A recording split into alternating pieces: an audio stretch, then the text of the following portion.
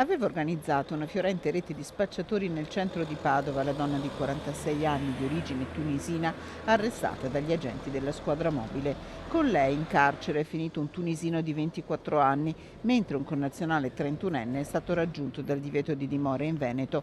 Come sono scattate le perquisizioni nella dimora padovana di un 34enne tunisino e di una quarantenne marocchina residente a Fossalta di Piave nel Veneziano. L'indagine è partita dopo la perquisizione dell'abitazione di un tunisino a Campodarsego. Qui la polizia un anno fa aveva sequestrato 26.000 euro in contanti.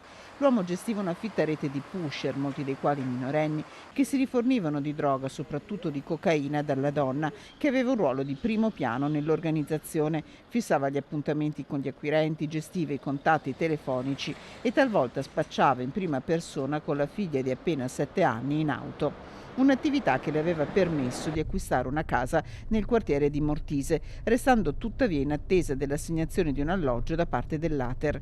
La casa è stata sottoposta a sequestro dalla polizia. Nelle disponibilità della donna anche un appartamento in zona Sacro Cuore dove talvolta ospitava spacciatori.